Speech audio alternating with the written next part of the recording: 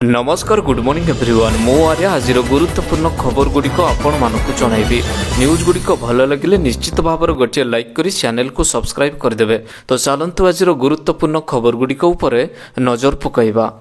तेबे एही दिन समस्त बैंक खाते आसिबो कालिया टंका मुख्यमंत्री कले बड़ घोषणा। तेबे विधानसभा मुख्यमंत्री मोहन चरण माझी बजेट उपस्थापना करिसेंदी। चलित बजेट रे मोट 2,65,000 कोटी टंका रही अछि। राज्य सरकार पूर्व सरकार समय प्रचलित कालिया योजनार नामटी एबे परिवर्तन कर देइसेंदी। तेबे कालिया योजनार नामटी एबे किसान योजना ढांचार मुख्यमंत्री योजनाटी प्रचलित करिसेंदी एवं मुख्यमंत्री मोहन चरण माझी कहिसेंदी खूब शीघ्र समस्त बैंक खाते कालिया किस्ती टंका आसवाक जाउछि। परवर्ती खबर आ 2 सप्ताह पर्यंत मेघुआ पाग सहित लगी रहिबो प्रबल अति प्रबल वर्षा। तेबे एपटे उपरमुंडरे निर्धूम वर्षा लगी रहिथिबारु फुलुछि हीराकुद। एगु दृष्टि रखी आसंता 28 तारिख रे हीराकुदरु गेट खोलिबाकू निष्पत्ति निया जाइछि। महानदी रे छड़ाजिबो चलित वर्षर प्रथम बन्या जल एने सूचना दैछन्ते हीराकुद बंदर कर्तृपक्ष। महानदी तलमुंडरे थिबा जिला मानकू सतर्क कराइथिबा हीराकुदरु मुख्यमंत्री सुशील कुमार बेहरा कहिसंदी। अन्यपटे राज्य में आहरी 2 सप्ताह पर्यंत लगी रहिबो प्रबल अति प्रबल वर्षा। उपकूल ओडिशा समेत उत्तर एवं आभ्यंतरण ओडिशा रे प्रबल वर्षा हेबा नै पूर्वानुमानटी करेछि आंचलिक पाणीपाग केन्द्र। शुक्रवार अर्थात आज प्रबल अति प्रबल वर्षा हेबा नै 7टी जिला को येलो वार्निंग टी जारी करा जाई अछि। विशेषकर मयूरभंज, केन्दुझर, सुंदरगढ़, देवगढ़, संबलपुर, बरगढ़ और झारसुगुड़ा रे 70 ରୁ 200 मिलीमीटर पर्यंत वर्षा हेबाकू जाउछि। परवर्ती खबर सुभद्रा योजना पाई 10,000 कोटी टंकार व्ययबराद कले मुख्यमंत्री। तेबे राज्यर अर्थ विभाग दायित्व रे थिबा मुख्यमंत्री मोहन चरण माझी 2024-25 आर्थिक वर्ष पाई पूर्णांग बजेट आगत करिसेंदी। बीजेपी निर्वाचन समय देइथिबा प्रतिश्रुति अनुसार सुभद्रा योजना पाई स्वतंत्र व्ययबराद करिसेंदी एवं सुभद्रा योजना पाई राज्य सरकार 10,000 कोटी टंका देइसेंदी। सुभद्रा योजना पाई व्ययबराद अवसर में मुख्यमंत्री मोहन चरण माझी कहिसेंदी ए योजना रे समस्त महिला मानकू 50,000 टंका मिलिबाकू जाउछि। परवर्ती खबर विजु स्वास्थ्य कल्याण योजना जगार एबे एक नुआ योजना। तेबे विजु स्वास्थ्य कल्याण योजना जगार एबे एक नुआ योजना आरंभ करा जाई अछि।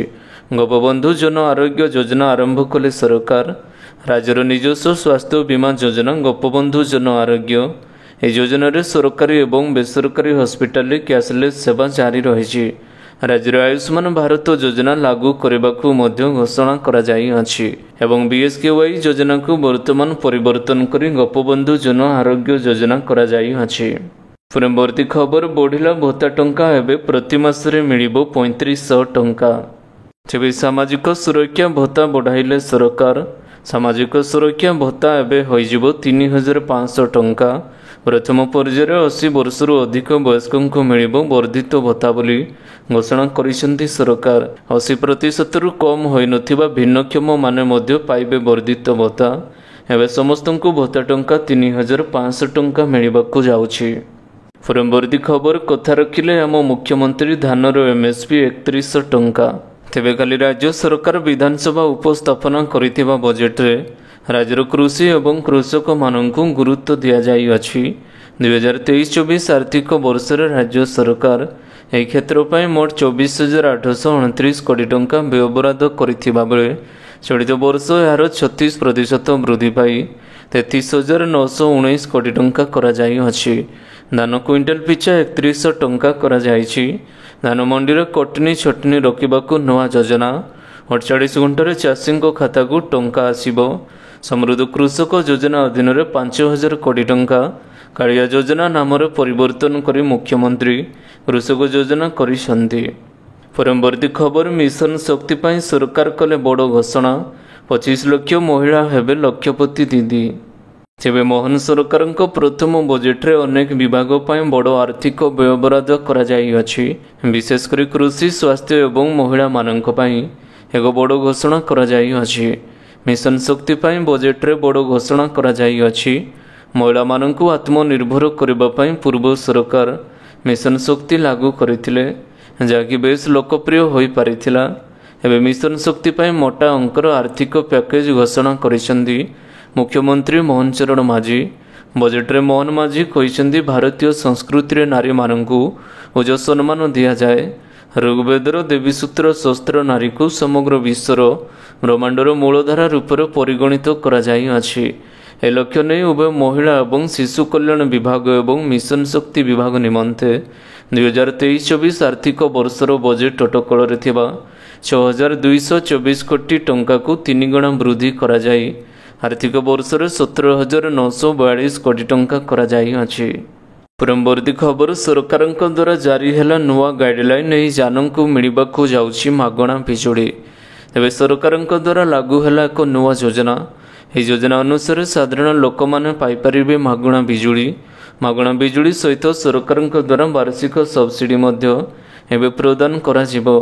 ଯେତେବେଳେ ଯୋଜନାଟିର ନାମ ହେଉଛି ପିଏମ୍ ସୂର୍ଯ୍ୟଘର ଯୋଜନା।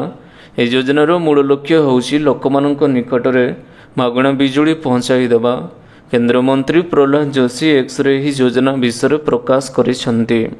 ପରବର୍ତ୍ତୀ ଖବର, ସରକାରୀ କର୍ମଚାରୀମାନଙ୍କ ପାଇଁ ଖୁସିର ଖବର, ବଢ଼ିଯିବ 4% ଡିଏ। ତେବେ ସମସ୍ତ ସରକାରୀ କର୍ମଚାରୀମାନଙ୍କ ପାଇଁ ଏକ ବଡ଼ ଖୁସିର ଖବର ଆସିବାକୁ ଯାଉଛି। ମିଳିଥିବା ଖବର ଅନୁଯାୟୀ ଅଗଷ୍ଟ ମାସରେ 7 ଲକ୍ଷ ନିୟମିତ ଅଧିକାରୀ ଏବଂ କର୍ମଚାରୀମାନଙ୍କ ମହଙ୍ଗା ଭତ୍ତାରେ ସରକାର ବୃଦ୍ଧି କରିପାରନ୍ତି। ବର୍ତ୍ତମାନ 46% ହାରରେ ମହଙ୍ଗା ଭତ୍ତା ଦିଆଯାଉଥିବା ବେଳେ କେନ୍ଦ୍ରୀୟ କର୍ମଚାରୀମାନେ ମାର୍ଚ୍ଚ 2024ରୁ 50% ହାରରେ ମହଙ୍ଗା ଭତ୍ତା ପାଉଛନ୍ତି। ଶିବରାଜ ସରକାର ରାଜ୍ୟ କର୍ମଚାରୀ ତଥା ଅଲ୍ ଇଣ୍ଡିଆ ସେବା ଅଧିକାରୀଙ୍କ ମହଙ୍ଗା ଭତ୍ତା ବୃଦ୍ଧି କରାଯାଇଅଛି। ପରବର୍ତ୍ତୀ ଖବର, ପାଇପ୍ ଯୋଗେ ପାନୀୟ ଜଳ ଯୋଗାଣ ପାଇଁ 8,000 କୋଟି ଟଙ୍କା ବରାଦ। ଏବେ ରାଜ୍ୟ ବିଧାନସଭା ରାଜ୍ୟ ବଜେଟ୍ ଉପସ୍ଥାପନ କରିଛନ୍ତି ମୁଖ୍ୟମନ୍ତ୍ରୀ। ବଜେଟ୍ ପରିମାଣ 2,65,000 କୋଟି ଟଙ୍କାର ବଜେଟ୍ ଉପସ୍ଥାପନ କରିଛନ୍ତି ମୁଖ୍ୟମନ୍ତ୍ରୀ। 2023 ତୁଳନାରେ ଏହା 15% ଅଧିକ ରହିଛି। ପାଇପ୍ ଯୋଗେ ପାନୀୟ ଜଳ ଯୋଗାଣର ନିମିତ୍ତ 2024-25 ବର୍ଷ ପାଇଁ 8,000 କୋଟି ଟଙ୍କା ବିନିଯୋଗ କରାଯାଇଅଛି। ଏଥିରେ ଜଳ ଜୀବନ ମିଶନ ଶକ୍ତି 6,000 କୋଟି ଟଙ୍କା ଏବଂ ବସୁଧା ଯୋଜନାରେ 2,000 କୋଟି ଟଙ୍କା ଅନ୍ତର୍ଭୁକ୍ତ ରହିଛି। ପରବର୍ତ୍ତୀ ଖବର, ଛାତ୍ରଛାତ୍ରୀମାନଙ୍କ ପାଇଁ ଖୁସିର ଖବର, ମେଧାବୃତ୍ତି ପାଇଁ 1,170 କୋଟି ବ୍ୟୟ ବରାଦ। ତେବେ ଆଜି ବିଧାନସଭାରେ 2024-25 ବର୍ଷ ପାଇଁ ପୂର୍ଣ୍ଣାଙ୍ଗ ବଜେଟ୍ଟି ଉପସ୍ଥାପନ କରିଛନ୍ତି ମୁଖ୍ୟମନ୍ତ୍ରୀ ମୋହନ ଚରଣ ମାଝୀ। ରାଜ୍ୟ ସରକାରଙ୍କ ଅର୍ଥମନ୍ତ୍ରୀ ଭାବରେ ମୋହନ ମାଝୀ ଖୋଦ୍ ବଜେଟ୍ ଉପସ୍ଥାପନ କରିଛନ୍ତି। 2024-25 ଆର୍ଥିକ ବର୍ଷ ପାଇଁ ମୋହନ ସରକାର 2.65 ଲକ୍ଷ କୋଟି ଟଙ୍କାର ବଜେଟ୍ଟି ବିଧାନସଭାରେ ଆଗତ କରିଛନ୍ତି। ଏହି ଅବସରରେ ଓଡ଼ିଆ ଅସ୍ମିତା ଆମର ପରିଚୟ ବୋଲି ମୁଖ୍ୟମନ୍ତ୍ରୀ ମୋହନ ଚରଣ ମାଝୀ କହିଛନ୍ତି। ପରବର୍ତ୍ତୀ ଖବର, ଦୂର ହେବ ବେକାରୀ ସମସ୍ୟା, 65,000 ଆଶାୟୀମାନଙ୍କୁ ମିଳିବ ନିଯୁକ୍ତି। ତେବେ ଆଜି ବିଧାନସଭାରେ 2024-25 ବର୍ଷ ପାଇଁ ପୂର୍ଣ୍ଣାଙ୍ଗ ବଜେଟ୍ଟି ଉପସ୍ଥାପନ କରିଛନ୍ତି ମୁଖ୍ୟମନ୍ତ୍ରୀ ମୋହନ ଚରଣ ମାଝୀ। ଅର୍ଥ ବିଭାଗର ନିଜ ପାଖରେ ରଖିଥିବା ମୁଖ୍ୟମନ୍ତ୍ରୀ କାଲି ବିଧାନସଭା ବଜେଟ୍ ଉପସ୍ଥାପନ କରିଛନ୍ତି। ଆର୍ଥିକ ବର୍ଷ ପାଇଁ ମୋହନ ସରକାର 2.65 ଲକ୍ଷ କୋଟିର ବଜେଟ୍ ବିଧାନସଭାରେ ଆଗତ କରିଛନ୍ତି। ବେକାରୀ ସମସ୍ୟା ସବୁଠାରୁ ବଡ଼ ଚିନ୍ତାର ବିଷୟ ପାଲଟିଥିବା ବେଳେ ରାଜ୍ୟରେ 2 ବର୍ଷର 65,000 ଆଶାୟୀମାନଙ୍କୁ ନିଯୁକ୍ତି ମିଳିବା ନେଇ ରାଜ୍ୟ ସରକାର ସ୍ପଷ୍ଟ କରିଛନ୍ତି। ପରବର୍ତ୍ତୀ ଖବର, ସରକାରଙ୍କ ବଡ଼ ନିଷ୍ପତ୍ତି, ବଦଳିଲା ମୋ ସ୍କୁଲର ନାଁ। ତେବେ 2024-25 ଆର୍ଥିକ ବର୍ଷ ପାଇଁ ଗୁରୁବାର ବିଧାନସଭାରେ ପୂର୍ଣ୍ଣାଙ୍ଗ ବଜେଟ୍ଟି ଉପସ୍ଥାପିତ କରାଯାଇଅଛି। ମୁଖ୍ୟମନ୍ତ୍ରୀ ତଥା ଅର୍ଥମନ୍ତ୍ରୀ ମୋହନ ଚରଣ ମାଝୀ ବିଧାନସଭାରେ ବଜେଟ୍ ଉପସ୍ଥାପନ କରିଛନ୍ତି। ମୁଖ୍ୟମନ୍ତ୍ରୀ ମୋ ସ୍କୁଲ ନାଁକୁ ବଦଳାଇ ପଞ୍ଚସଖା ଶିକ୍ଷା ସେତୁ ଅଭିଯାନ ରଖିଛନ୍ତି। ପଞ୍ଚସଖା ଶିକ୍ଷା ସେତୁ ଅଭିଯାନ ପାଇଁ ବଜେଟ୍ରେ 332 କୋଟି ଟଙ୍କା ବ୍ୟୟବରାଦ କରାଯାଇଅଛି। ପରବର୍ତ୍ତୀ ଖବର, ପ୍ରମୁଖ ରପ୍ତାନିକାରୀ ରାଜ୍ୟଗୁଡ଼ିକ ମଧ୍ୟରେ ଓଡ଼ିଶା 10ମ ସ୍ଥାନ। ତେବେ ପ୍ରମୁଖ ରପ୍ତାନିକାରୀ ରାଜ୍ୟଗୁଡ଼ିକ ମଧ୍ୟରେ ଓଡ଼ିଶା 10ମ ସ୍ଥାନରେ ରହିଛି। କିନ୍ତୁ ସର୍ବଭାରତୀୟ ସ୍ତରରେ 2022-23ରେ ହୋଇଥିବା ମୋଟ ରପ୍ତାନିରେ ରାଜ୍ୟର ଭାଗ 2.5% ରହିଥିବା ଅର୍ଥନୈତିକ ସର୍ଭେ ରିପୋର୍ଟରୁ ଜଣାପଡ଼ିଛି। ରିପୋର୍ଟ ମୁତାବକ 2019-20ରେ ଓଡ଼ିଶାର ମୋଟ ରପ୍ତାନି 51,000 କୋଟି ଟଙ୍କା ରହିଥିବା ବେଳେ 2022-23ରେ ଏହା ପ୍ରାୟ 90,000 କୋଟି ଟଙ୍କାକୁ ବୃଦ୍ଧି ପାଇଛି। ଅର୍ଥାତ୍ ଏହି 3 ବର୍ଷରେ ରପ୍ତାନି ଅଭିବୃଦ୍ଧି 20.2% ରହିଛି। ତେବେ 2021-22 ଏବଂ 2022-23 ମଧ୍ୟରେ राज्य में रप्तानी परिमाण 37,000 कोटी टंका ह्रास पाई। परवर्ती खबर बहु प्रतीक्षित भुवनेश्वर मेट्रो रेल प्रकल्प 1,000 कोटी टंका व्यय बराद। तेज मुख्यमंत्री मोहन चरण माझी गुरुवार दिन 2024-25 आर्थिक वर्ष राज्य बजेट रे बहु प्रतीक्षित भुवनेश्वर मेट्रो रेल प्रकल्प 1,000 कोटी टंका अनुदान दि जाइए। प्रथम पर्यायर भुवनेश्वर विमान बंदर त्रिशूलिया पर्यंत यह चलाचल कर 2027 सुधा कार्यक्षम हेबो मेट्रो रेल प्रकल्प। सेहिपरि मेट्रो रेल प्रकल्प 6,256 कोटी टंकार व्ययबराद करा जाइए। परवर्ती खबर राज्य में ड्रप आउट रोकने लागू होबो माधव सिंह हाथ खर्च योजना। तेज राज्य में ड्रप आउट रोकने स्कूल नुआ योजना माधव सिंह हाथ खर्च लागू हेबो। काली बजेट आगत सोमवार मुख्यमंत्री मोहन चरण माझी सूचनाटी देइछन्ति।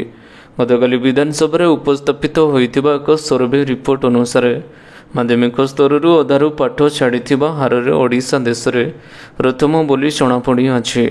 ओडिशा रे एबे माध्यमिक स्तर में पाठ छाड़ा हार 27.29% रही। 27.29% पिला पाठ छाड़ा सर्वभारतीय स्तर में शीर्ष अटे। अन्यपटे राज्य में नामलेखा अनुपात सर्वभारतीय हाराहारी ठारू कम बोली एक रिपोर्ट रे उल्लेख करा जाइए। तेज ड्रप आउट रोकने स्कूल में माधव सिंह हाथ खर्च योजनाटी लागू करा जिवो। नवम एवं एकादश श्रेणी तहसिलभुक्त जाति छात्र छात्री मानू वार्षिक 5,000 टंका मिलवाकू जाउछि। परवर्ती खबर मेक इन ओडिशा कनक्लेव एवं उत्कर्ष उत्कल निवेश सम्मिलनी पुंजी निवेश को दिगला गुरुत्व। तेज ओडिशा शिल्पर विकास पर राज्य बजेट रे 808 कोटी टंका व्ययबराद करा जाइअछि। उत्कर्ष उत्कल निवेश सम्मिलनी माध्यम 2029 सुधा राज्य को 2,50,00,000 कोटीर घरोई पुंजी निवेश एवं $2 बिलियन अधिक प्रत्यक्ष पुंजी निवेश आनिबाकू योजना करिसेंती सरकार। निवेश प्रोत्साहन एवं प्रचार लगी इफकोल को 120 कोटी टंका सहायता प्रस्ताव रही अछि। राउरकेला संबलपुर पारादीप एवं धामरा को संजोग करुथिबा शिल्प कॉरिडोर विकास पर 20 कोटी टंका व्ययबराद करा जाइअछि। रसपुर ओडिशा योजना माध्यम 1,000 उद्योगी मानू सहायता देवे सरकार। रेडी टू ईट एवं रेडी टू कुक उत्पाद गुड़ी को प्रोत्साहन देवाकू मेगा फूड पार्क विकास पर आर्थिक सहायता योजना 10 कोटी टंका व्ययबराद करा जाइअछि। सेबुड़ी लैंड बैंक योजना 200 कोटी प्रस्ताव रही। राज्य में एक फिल्म सिटी निर्माण करा जिवो। परवर्ती खबर 500 टंका सस्ता है सुनार दाम रूपा दर मध्य 6,700 टंका ह्रास पाइला। तेज अलंकार किणवा अपेक्षा करिथिबा ग्राहक मानक पई एक बड़ खबर सामना को आसी। 10 ग्राम सुनार दर 4,828 टंका ह्रास पाइथिबा बेले रूपा दर में मध्य 6,693 टंका ह्रास पाई। अर्थात कहबाकू गले एबे सुना दर में पाखापाखि 5,000 टंका ह्रास परिलिखित होइछि। गत 5टी कारोबार सेसन रे सुना और रूपा दाम रे अहतुक ह्रास देखा मिली। सुना दाम गत किछि दिन है क्रमागत भाव में कमिबार लागिछि। Indian bullion and jewellers association मुताबक जुलाई 18 रु 24 मध्य 24 कैरेट 10 ग्राम सुना दाम रे 4,828 टंका ह्रास पाई। तेबे आशा करुछि आजिर गुरुत्वपूर्ण खबर गुड़िक आपण मानकु निश्चित भाव में भल लगी। जदि भल लगी वीडियो को गोटे लाइक करंतु एवं चैनल को सब्सक्राइब करबा पई बिल्कुल भी भूलंतु नहीं। आपण को भल पाइबा स्वरूप वीडियो को शेयर करदेवे।